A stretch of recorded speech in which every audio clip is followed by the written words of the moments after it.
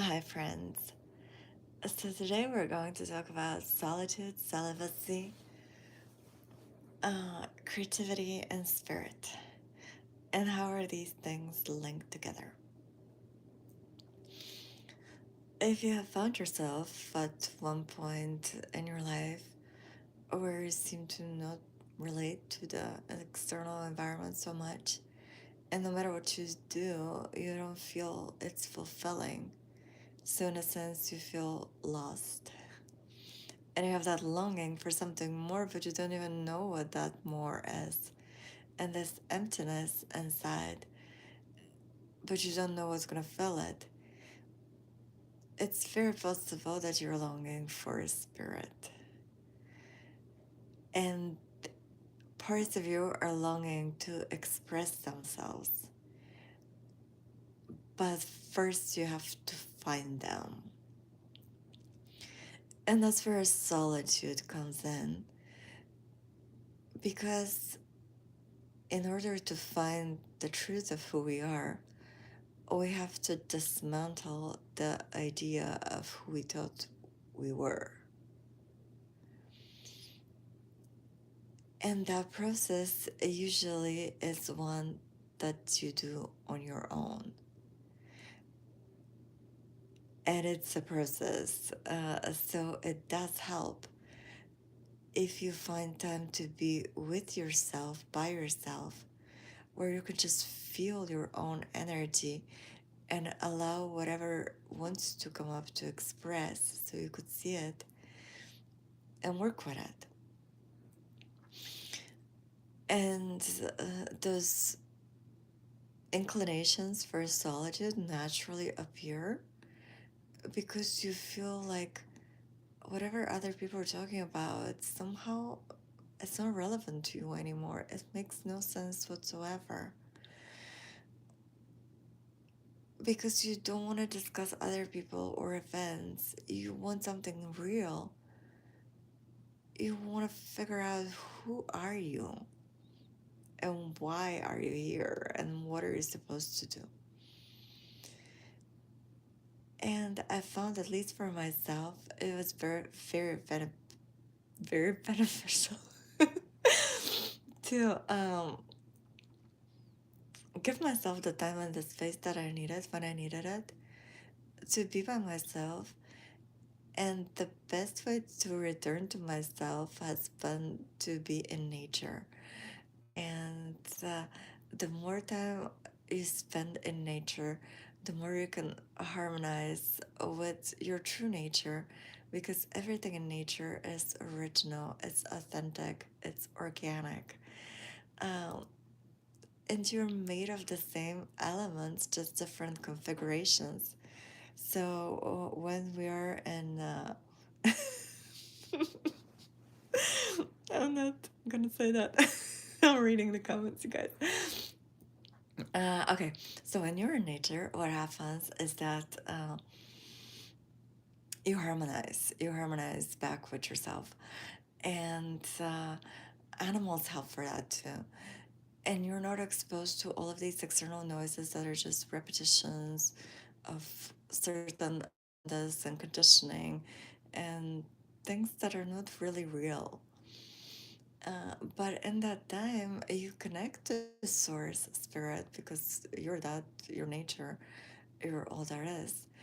And from that space, you can come up with an original creation, because you get in tune and in touch with the true you as a spark of source. And when you tune into your own unique essence and frequency through the authentic frequency of everything around you, because you know, like, the tree is a tree, and this type of tree is this type of tree, and it doesn't want to be like anything else. It's just being itself, and it's okay with being itself. Versus in the world of people, where we think we're constantly not enough, and we compare and compete and try to be like somebody else, and wonder if we have the best morning routine and whatever, all of that confusion. But in nature, you can tap into that beauty of being you exactly as you are, and feeling that complete acceptance because everything around you is exactly as it is.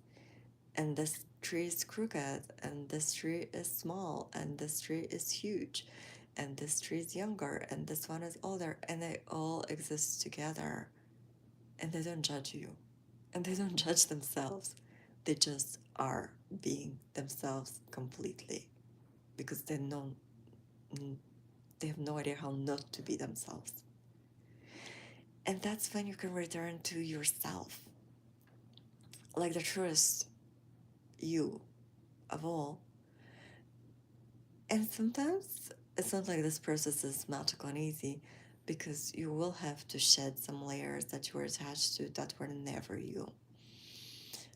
But even if they were never you, we do get attached to conditioned parts of personality and vulnerable because you are shedding more of these layers. And the more you're letting go, the more you're arriving at the truth of who you are. And it's both kind of like painful and beautiful. And you have these moments of like, I don't know how I'm gonna let go of this and anxiety, and because it's been an identity you've been carrying for so long, and you feel like, oh my god, when I take it off, I'm gonna be naked and ashamed. But no, you're not naked and ashamed. You're naked in a beautiful sense and like glorious sense of mm, true and honest. And from that space, you don't have to let anybody else in there. It could be just you in nature, you and animals, you with you. And from that space is when true creation happens. When source can flow freely through you because there's no limitations of conditioning stopping it. There's no like, oh, I can't be an artist because you can't make money as an artist. What if my art is crap? Well, there is this other person that does this so much better than me. Well, what will my parents say? Well, what if people don't like my art? None of that is there.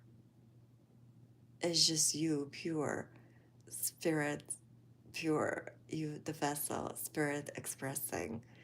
And everything happens so naturally, and it's flow, and it's effortless, and it's beautiful.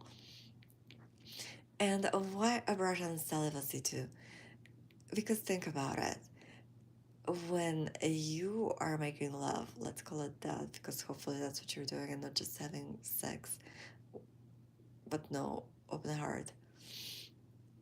You're letting in another person in your space, right? Like, really in there. So, you are mixing energies with another human being. And all of the wonderful qualities this human being possesses and all of their limitations and hang-ups and unhealed wounds, all of that is coming into you.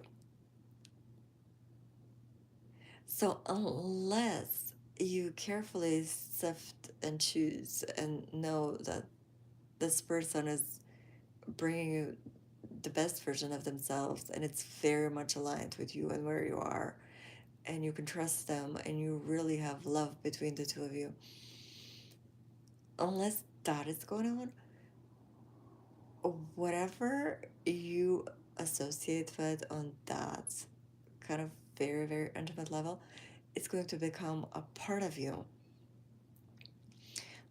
So while you're going through that process, especially, you have to be very mindful of, is that person aligned with old parts of yourself that you're actually trying to shed?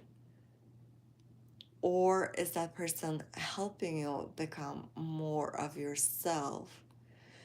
And if so, making sure that you are not passing some of that stuff that you're trying to shed onto them and some of your wounding. So, at least to me, when I'm creating, I don't want anybody else in my space to influence my energy because it's such an intimate process. It's like, like making love to God and God making love through you.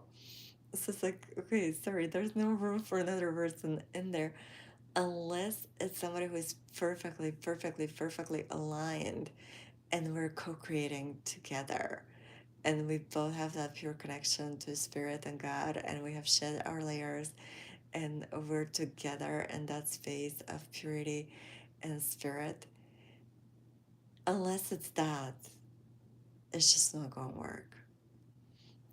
So those are some things to keep in mind about, if you're trying to do something creative, you have a creative block, or you're afraid of solitude and being by yourself, or you crave solitude, but you don't know how to explain to other people what's going on, or you want a connection with spirit, but you don't know how to go about it, and what is the best way to do it. uh, these are things I have found in my journey, or the things that always help me. And another thing that I have found, even it seems like it shouldn't affect it, but the more virgin and wild a place is in nature, the less people go there, the more power it has, because it's completely unspoiled. It's not imprinted with any of our, most of the time, I have to say it, our energy is quite messed up. Unless somebody's really, really being conscious and self aware, working on themselves. Um, but I found whenever I've been to places where not a lot of people go to, and especially if I can enjoy those places by myself or with somebody who has that deep reference and can feel the spirit of a place, it's so powerful and potent, and that stays with you. And from that space, you can really create. Think about it like the romantic poets used to do that and go to places in nature that was sublime. Imagine Grand Canyon and watching the sunrise, which I've done that, and the very cold and nobody else around, and you're taking that in, and it's this grandiose thing that you can't even explain and describe, but you're just fully present in that moment, and you're completely taking it in, and only later in solitude you can contemplate it and fully grasp it. And it takes you time to process the immensity of it. And when you